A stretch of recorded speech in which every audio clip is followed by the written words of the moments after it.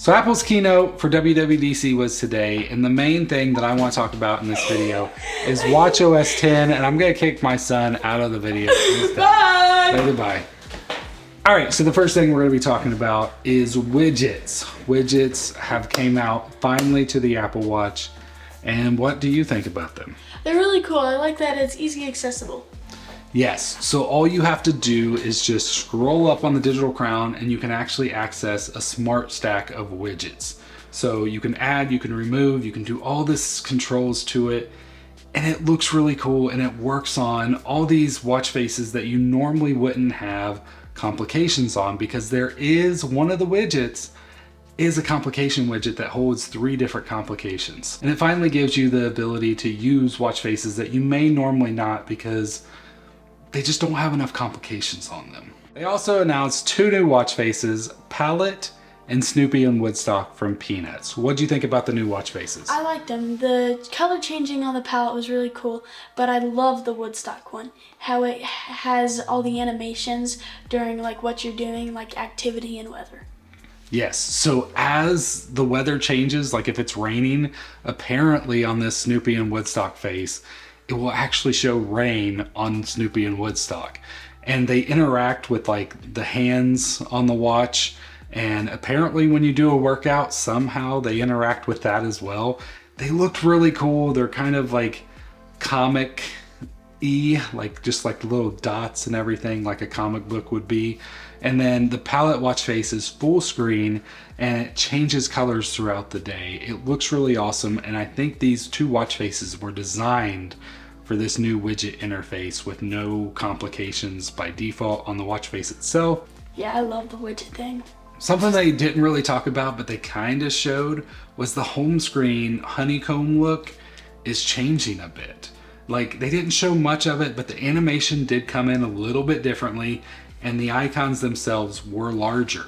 So they're definitely making some changes with how you interact with apps on the Apple Watch. So the new apps are getting a new redesign that are ooh, ah, and wow. Yes, exactly. What he's trying to say is that the new apps are going more full screen. Like, it looks like Apple's kind of designing the apps to be more full screen. There's a lot more color involved, and there's a lot of new designs coming to the existing apps. They didn't really talk about it, but Messages looks different. The weather looks different. They kind of showed us little glances of this. I am getting the betas of all the stuff, and I'm going to be focused on a walkthrough of the watchOS, and I'm hoping to have that video out by tomorrow. One of the apps that they did show us the redesign of is Activities, which is the Rings app. So basically you have 4 little icons in the corners that you can quick access different items of the fitness, and then you can scroll the digital crown to have full screen views of your move goal, your exercise, and your stand goal. I'm not sure what I think of this new design. What do you think? I think it's really cool. You're able to focus on one category of your rings, and it will show more information about just that one category. I can see that, but I guess we're gonna have to play with it first before I can actually get sold on it. So after that, they kind of went into workout stuff. They talked about cycling.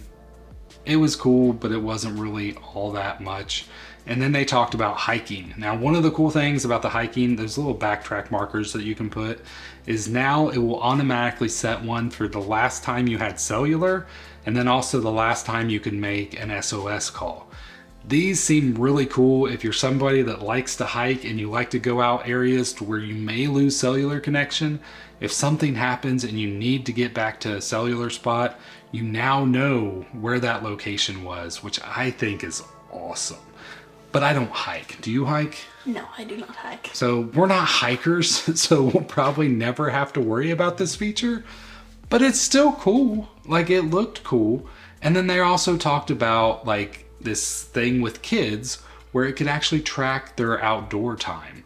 And I'm hoping this works for everybody. It seems like it is. It's like it's gonna be stored in the health app, but basically your watch can actually detect when the sun's out, and it tracks how much time you spend outside, because you're supposed to, especially as a kid, for your vision health, who knew, you're supposed to spend a lot of hours outside. I can't remember the exact timing. They said like 80 to like 120 minutes. Okay, every so a couple hours. So that's cool. But so now it can actually track that kind of info too. So if you have a kid, you can set this up on their watch and then you can get that info if you've set it up correctly.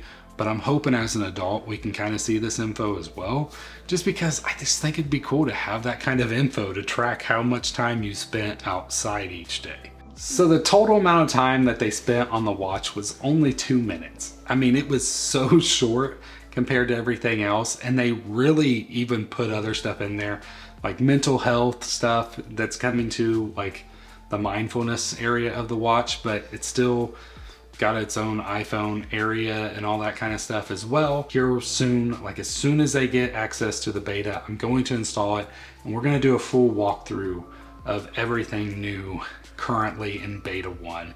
So if you're not subscribed, be sure to subscribe. Also, if you like this video, hit that thumbs up. If you want to see more of him, leave a comment down below to say, get your kid in there more. Hope you guys have a great one. I'll see you in the next one. God bless.